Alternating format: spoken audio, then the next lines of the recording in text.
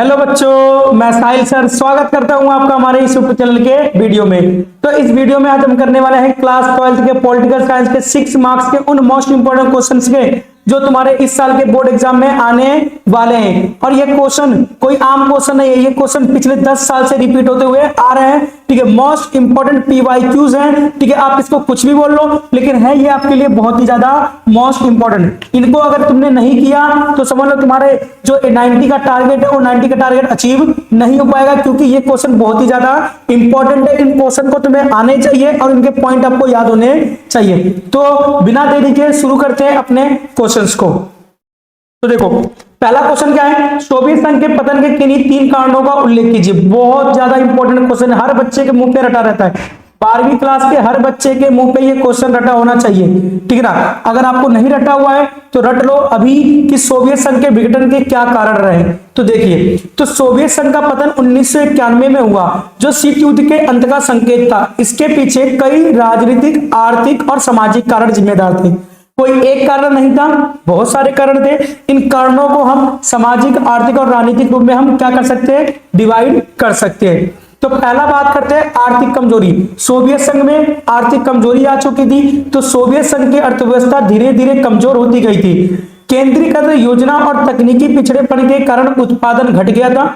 जो इसकी योजना थी केंद्रीकृत थी, सारा कुछ सरकार के नियंत्रण में था सोवियत संघ का, और तकनीक में पीछे होते जा रही थी, पूंजीवादी आगे होते जा रही थी और उत्पादन घटते जा रहा था। उपभोक्ता वस्तुओं की कमी हो गई थी और जनता में असंतोष बढ़ गया था, जिसकी वजह से सोवियत संघ का विघटन हो गया। अब बात करते हैं दूसरे पॉइंट की, तो राजनीतिक असंतोष की बात करते हैं। तो जनता में शासन के प्रति असंतोष बढ़ गया था, क्योंकि एक दलीय व्यवस्था होने के कारण अभिव्यक्ति की स्वतंत्रता छीन ली गई थी। ठीक है, और लोग सरकार के खिलाफ हो गए थे और परिवर्तन की मांग कर रहे थे कि हमें अभिव्यक्ति की स्वतंत्रता दी जाए। तो राजनीतिक असंतोष के कारण भी क्या हुआ, सोवियत संघ का विघटन हो गया। सबसे महत्वपूर्ण कारण क्या था, मिखाइल गोर्बाचेव के सुधार। मिखाइल गोर्बाचेव के सुधार, उन्होंने ऐसा सुधार किया कि अंततः क्या हुआ, सोवियत संघ का विघटन ही हो गया। तो उन्होंने दो नियम बनाए, ग्लास्तनोस्त और पेरेस्ट्राइका। ठीक ना, ग्लास्तनोस्त और पेरेस्ट्राइका। ठीक ना, तो इन सुधारों ने व्यवस्था को खुला बनाया। ठीक है, ग्लास्तनोस्त मतलब क्या हो गया, खुला। ठीक है, लेकिन इससे नियंत्रण कमजोर हुआ और अलगाववादी प्रवृत्तियां तेजी से बढ़ने लगी।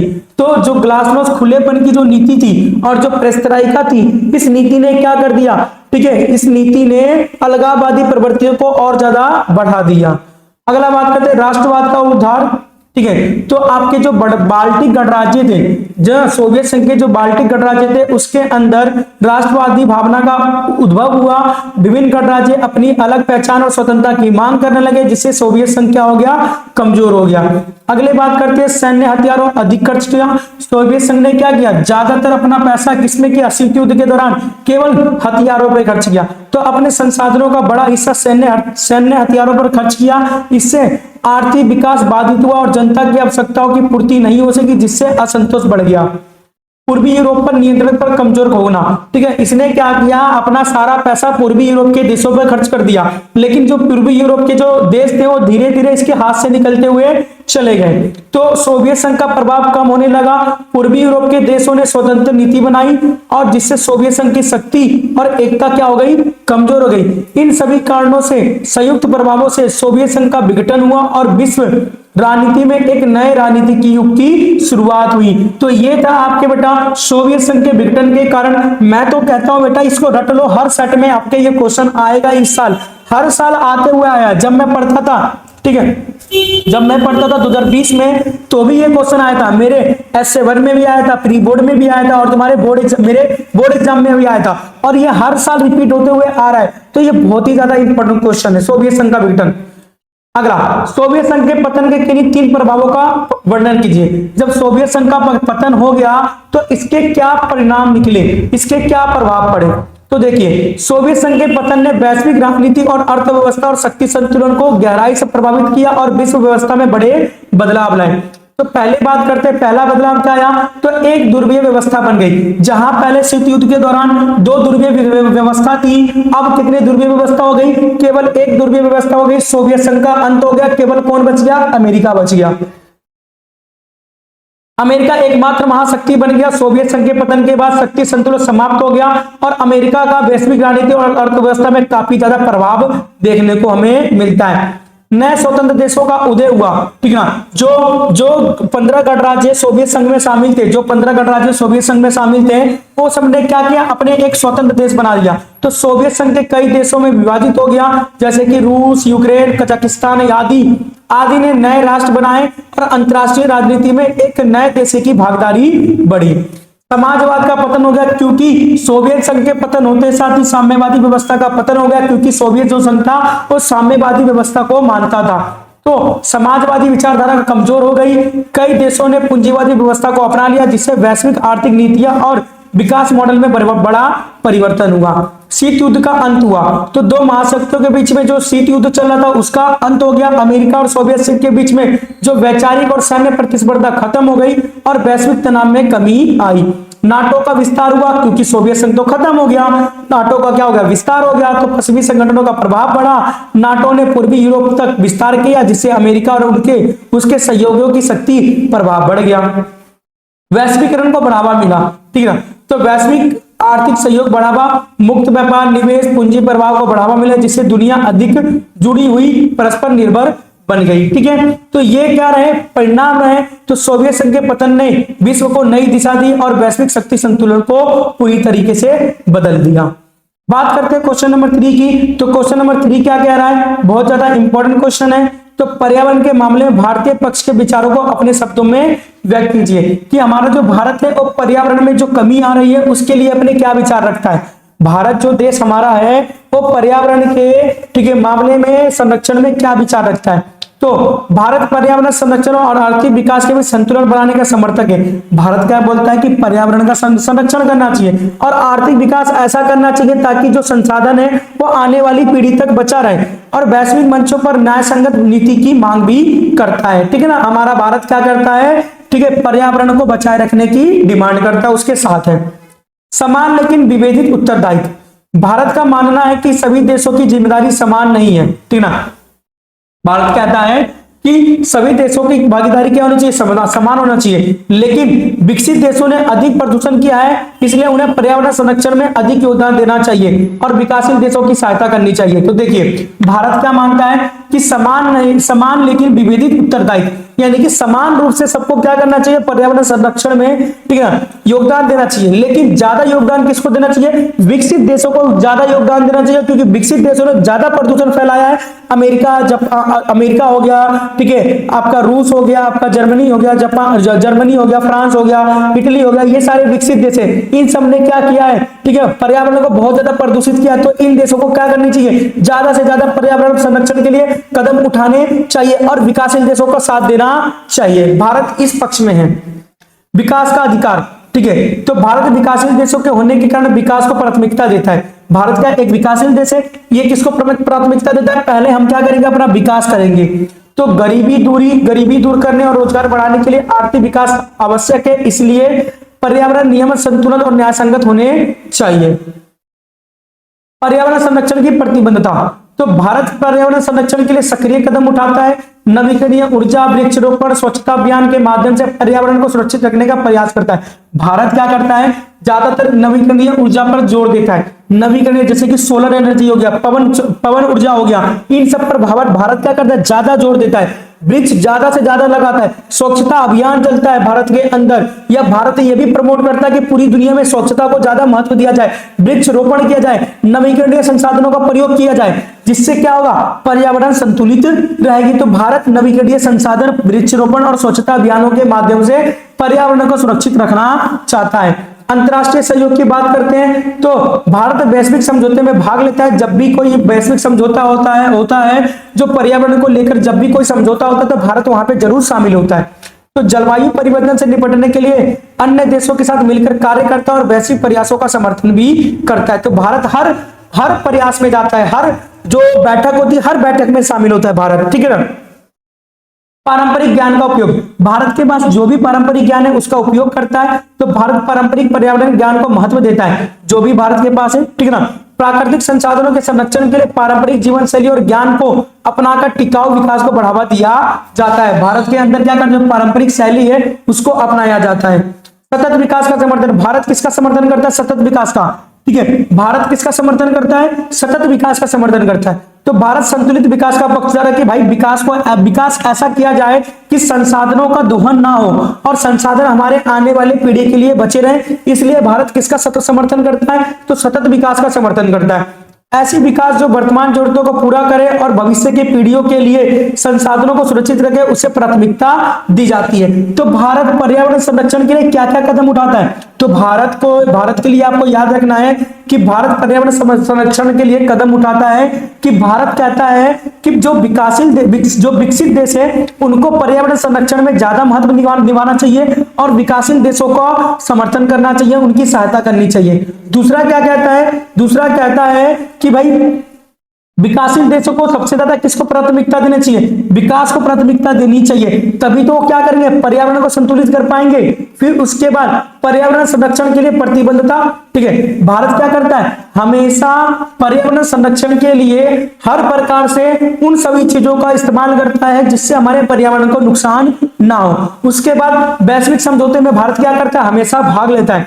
भारत के पास जो भी पारंपरिक ज्ञान है उसका उपयोग करता है, टिकाऊ ठीक है विकास पर बढ़ावा देता है और सतत विकास का क्या करता है, समर्थन करता है। बहुत ही मोस्ट इंपोर्टेंट क्वेश्चन है ये आपके लिए। ठीक है, निष्कर्ष क्या है कि भारत पर्यावरण और विकास दोनों को संतुलित बनाए रखते हुए न्यायपूर्ण वैश्विक नीति की वकालत करता है। बात करते हैं क्वेश्चन नंबर 4 की, तो मूल निवासी कौन होते हैं और मूल निवासियों के अधिकारों की समस्या का संक्षिप्त वर्णन कीजिए। तो मूल निवासी कौन हुआ करते हैं और इनके जो अधिकारों की जो समस्या है उसके बारे में आपको बताना है। तो मूल निवासी वो लोग होते हैं जो किसी क्षेत्र के मूल निवासी होते हैं, जो किसी क्षेत्र में पैदा हुए और वहीं पर बहुत लंबे समय से रह रहे हैं, तो उसके क्या होते हैं, मूल निवासी। जैसे कि आदिवासी क्या होते हैं, मूल निवासी होते हैं, अपनी विशिष्ट संस्कृति और भाषा और परंपरा के साथ रहते हैं। तो ये क्या रहते हैं, अपनी विशिष्ट संस्कृति और भाषा परंपरा के साथ रहते हैं। तो मूल निवासी कौन होते हैं, मूल निवासी वो लोग होते हैं जो उसी क्षेत्र में जन्मे और उसी क्षेत्र में बहुत समय से रह रहे हैं अपनी भाषा अपनी संस्कृति के साथ। इसके अधिकारों की समस्या क्या क्या है, तो पहला भूमि से विस्थापन किया जा रहा है, इनके मूल निवासियों को उनकी जमीन से हटाया जा रहा है। ठीक है ना, मूल निवासियों को बड़ी बड़ी कंपनी स्थापित करने के लिए क्या किया जा रहा है, मूल निवासियों को उनके जमीनों से हटा दिया जा रहा है। ठीक है ना, ताकि क्या किया जाए, उद्योगों को स्थापित किया जाए। तो विकास परियोजनाओं और उद्योगों के कारण उनकी भूमि छीनी जाती है जिससे उनकी आजीविका और जीवन क्या होती है, प्रभावित होती है। तो उनको उनकी भूमि से विस्थापित किया जाता है, तो उनके अधिकारों को छीना जा रहा है। सांस्कृतिक पहचान का संकट, तो उनकी संस्कृति धीरे धीरे क्या हो रही है, समाप्त हो रही है। आधुनिकता और बाहरी प्रभावों के कारण उनकी भाषा परंपरा और जीवन शैली में खतरे में पड़ गई है। तो उनकी सांस्कृतिक पहचान क्या है, संकट में। आर्थिक पिछड़ापन, सबसे पिछड़े कौन है, यही लोग पिछड़े हैं। तो वे आर्थिक रूप से कमजोर होते हैं, ये आर्थिक रूप से कमजोर वर्ग होते हैं। तो संसाधनों की कमी और अवसरों के अभाव के कारण उनका जीवन स्तर निम्न रहता है और गरीबों का सामना करते हैं, गरीबी का क्या करते हैं, सामना करते हैं। राजनीतिक प्रतिनिधित्व की कमी, इसके अंदर भाई जो आदिवासी जो होते हैं उनका ठीक है राजनीति के अंदर बोलबाला नहीं होता है, राजनीति में उनका कोई महत्व नहीं होता है क्योंकि उनको महत्व देने नहीं दिया जाता है, उनकी आवाज को पर्याप्त महत्व नहीं दिया जाता है, इसलिए और निर्णय प्रक्रिया में भागीदारी बहुत कम होती है जिससे उनके हितों की अनदेखी होती है। शिक्षा और स्वास्थ्य की कमी, ठीक है, तो मूलभूत सुविधाएं उन तक नहीं पहुंच पा रही है। जो आदिवासी जो लोग हैं, जो मूल निवासी लोग हैं, उन तक शिक्षा स्वास्थ्य चीजें नहीं पहुंच पा रहे हैं। शिक्षा और स्वास्थ्य सेवाओं की कमी के कारण उनका विश्वास बाधित होता है और ठीक है जीवन स्तर क्या होता है, प्रभावित होता है। अधिकारों का उल्लंघन, तो उनके अधिकारों का संरक्षण नहीं हो पाता है। कई बार कानून बनते तो हैं लेकिन उस बनने के बावजूद भी इसका सही तरीके से पालन नहीं होता जिससे उन मूल निवासियों को न्याय नहीं मिल पाता है। निष्कर्ष में क्या लिखोगे, तो मूल निवासियों के अधिकारों की रक्षा और उनके विकास के लिए विशेष नीतियां आवश्यक है। ठीक है, तो ये था आपका क्वेश्चन नंबर 4। बात करते हैं क्वेश्चन नंबर 5 की। बहुत ही मोस्ट इंपोर्टेंट क्वेश्चन है क्वेश्चन नंबर 5। ठीक है, एग्जाम पॉइंट ऑफ व्यू से बहुत ही ज्यादा इंपॉर्टेंट क्वेश्चन है, बहुत बार आया हुआ है। तो भारत के विभाजन की प्रक्रिया के अनेक समस्या से घिरी हुई थी। जब भारत क्या हुआ, विभाजित हुआ, तो उस दौरान भारत के सामने बहुत सारी समस्या थी। जब भारत क्या हुआ, विभाजित हुआ, तो उसके सामने क्या थी, बहुत सारी समस्या थी। किन्हीं 3 समस्याओं को आपको क्या करना है, बताना है। ठीक है ना, आपके क्वेश्चन के अंदर 3 समस्या पूछेंगे लेकिन आप 6 लिखना भाई, 6 लिखना अच्छा लगेगा। भारत का विभाजन जटिल और जल्दबाजी में लिया गया निर्णय था, जिससे अनेक प्रशासनिक, सामाजिक और मानवीय समस्याएं उत्पन्न हुई। जब भारत विभाजित हुआ बहुत बड़ी त्रासदी हुई, बहुत बड़ी त्रासदी हुई। तो पहला समस्या सीमा निर्धारण की समस्या। सीमा कहां, कैसा सही, किस प्रकार की सीमा बना जाए, ठीक है ना। तो सीमाएं जल्दीबाजी में तय की गई कि ये पाकिस्तान का होगा सीमा, ये भारत का सीमा होगा। तो रेड लिप रेखा के कारण, रेड लिप किसके किसके बीच में, भारत और पाकिस्तान के बीच में है। तो रेड लिप रेखा के कारण गांव, शहर, परिवार विभाजित हो गए, जिससे लोगों में भ्रम, असुरक्षा और अचानक विस्थापन की स्थिति उत्पन्न हुई। तो इससे क्या हुआ, ठीक है, विभाजन में कौन सी समस्या उत्पन्न हुई, सबसे पहली समस्या उत्पन्न हुई सीमा निर्धारण की समस्या। बहुत जल्दीबाजी में क्या कर दिया, सीमा निर्धारित कर दिया, ये भारत की सीमा है या पाकिस्तान की सीमा है, ठीक है ना। और इससे क्या हुआ, बहुत सारे घर, शहर, परिवार क्या हो गए, विभाजित हो गए, ठीक है। दूसरी समस्या क्या रही, जनसंख्या का विशाल पलायन। बहुत सारी जनसंख्या, कोई पाकिस्तान जा रहा था तो कोई हिंदुस्तान आ रहा था, तो लाखों लोगों ने अपना घर छोड़ने को पड़ा।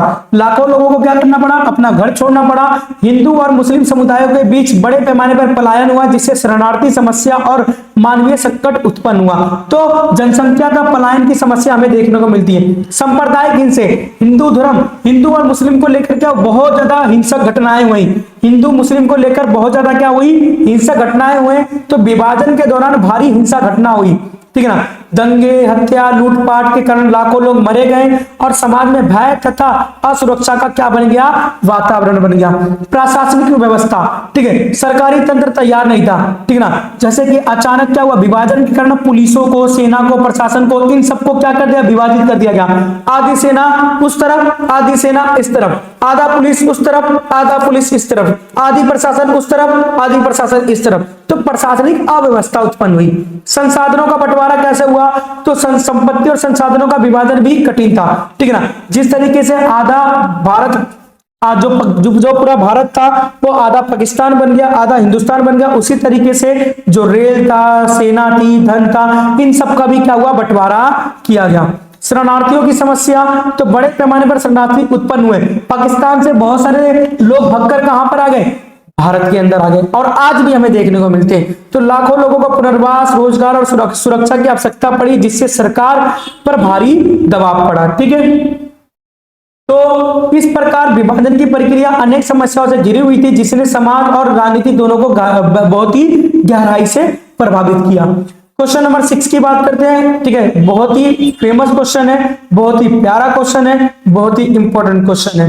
तो भारत के विभाजन के प्रभाव सचमुच हृदय विदारक थे। विभाजन की त्रासदी के उदाहरण देकर कथन की पुष्टि कीजिए। यानी कि हृदय को छू देने वाला था। भारत का विभाजन कैसा था, हृदय को छू देने वाला था, बहुत ही दर्दनाक, बहुत ही दुखद। आप गदर मूवी को देख लेना, आप गदर को देख लेना, आपको पता चल जाएगा किस तरीके से भारत का विभाजन और कितना दुखदायक विभाजन हुआ, ठीक है ना। तो भारत का विभाजन अत्यंत दुखदायक और दर्दनाक घटना थी, जिसने लाखों लोगों को जीवन को गहराई से प्रभावित किया और मानवीय त्रासदी हुई, ठीक है। बहुत ज्यादा मानव लोग क्या हो गए, मरे गए। बड़े पैमाने पर पलायन हुआ, लाखों लोगों को अपने घर छोड़ने को मजबूर हुए, ठीक है। हिंसा और जनहानि हुई। विभाजन के दौरान बहुत ही रक्तपात हुआ, बहुत ज्यादा सांप्रदायिक दंगे हुए। हिंदू मुसलमानों को मार रहे, मुसलमान हिंदू को मार रहे, सिख हिंदू मुसलमान सबको मार रहे हैं, सब एक दूसरे को क्या कर रहे हैं, सांप्रदायिक दंगे में लिपटे हुए हैं, ठीक है ना। महिलाओं के ऊपर सबसे ज्यादा अत्याचार तो महिलाओं के ऊपर किया, महिलाओं का अपहरण किया गया, बलात्कार किया गया, शोषण किया गया। ये सारी घटनाएं बहुत ही ज्यादा दुखद थी, बहुत ज्यादा, ठीक है, दर्दनाक घटना थी। भारत की त्रासदी, भारत का विभाजन की जो त्रासदी थी बहुत ही दुखद थी, बहुत ही दर्दनाक थी। परिवारों का बिछड़ना, परिवार टूट गए, ठीक है ना। छोटे छोटे बच्चे थे, ठीक है ना, घर अपना, ठीक है, अपने माँ बाप को खो दिया, तो परिवार और समुदाय टूट गए। अचानक पलायन हुआ, हिंसा के कारण लोग अपने परिजनों से अलग हो गए और भावनात्मक आघात हुआ। मानसिक और सामाजिक आघात हुआ, लोगों को गहरा मानसिक प्रभाव पड़ा, ठीक है। भय, असुरक्षा, दर्द की भावना लोगों के अंदर लंबे समय तक बनी रही।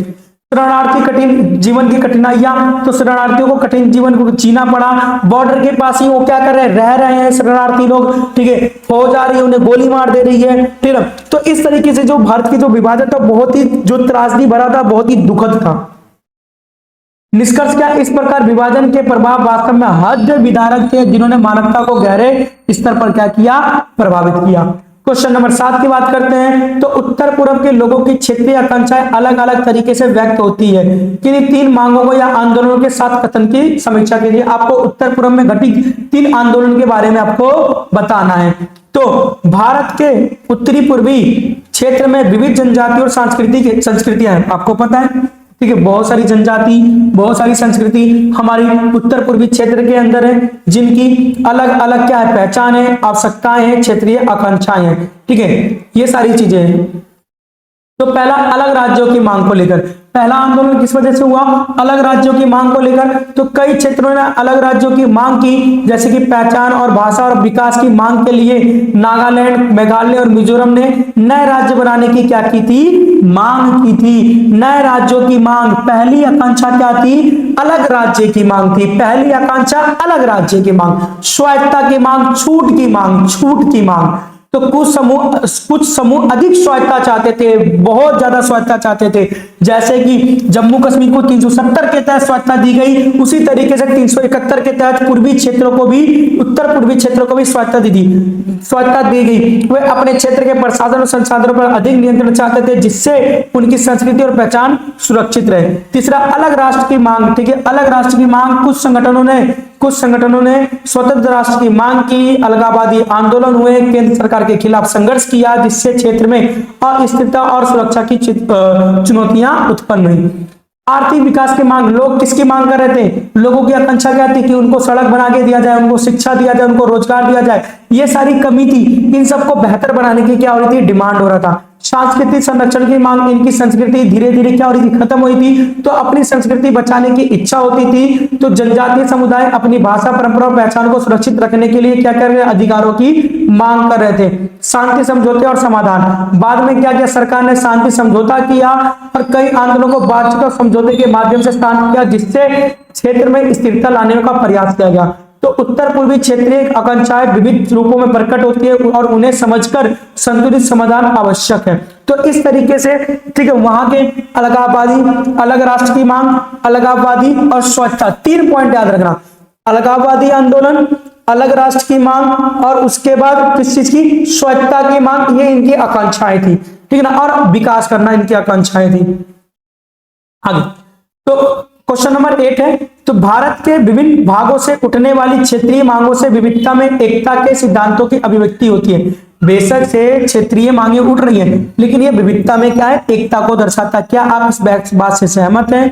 तो आप क्या लिखोगे, भारत एक विविधताओं से भरा हुआ देश है, जहां क्षेत्रीय मांगे लोकतंत्र और एकता दोनों के लिए दर्शाती है। तो क्षेत्रीय जो मांगे हैं वो लोकतंत्र को क्या करती है, मजबूत करती है, एकता को बढ़ावा देती है। तो पहली बात क्या है, तो लोकतांत्रिक अभिव्यक्ति, जो क्षेत्रीय मांगे लोकतंत्र का हिस्सा है, लोग अपनी समस्याएं और पहचान को शांतिपूर्ण तरीके से व्यक्त करते हैं, जिससे लोकतंत्र मजबूत होता है और जनता की भागीदारी बढ़ती है। तो हाँ, जो क्षेत्रीय मांगे हैं वो भारत के लोकतंत्र को मजबूत कर रही है, लोगों की पहचान को बढ़ा रही है, लोकतंत्र को मजबूत कर रही है। विविधता में समानता, ठीक है, तो विविधता का सम्मान कर रही है। तो इन मांगों से विभिन्न संस्कृतियों को मान्यता मिली है, ठीक है ना, और उसके बाद भाषा, परंपरा और रीति रिवाजों को संरक्षण मिलता है, जिससे भारत की संस्कृति विविधता सुरक्षित रहती है और विविधता में एकता के उदाहरण को दर्शाया जाता है। संघीय ढांचे को मजबूत, तो राज्यों को अधिकार मिलते हैं। इससे क्या होता है, राज्यों को अधिकार मिलते हैं। जब क्षेत्रीय मांगे उत्पन्न होती हैं तो नई नीतियां बनाई जाती है और संघीय ढांचों को मजबूत किया जाता है और राज्यों की भूमिका को बढ़ाया जाता है।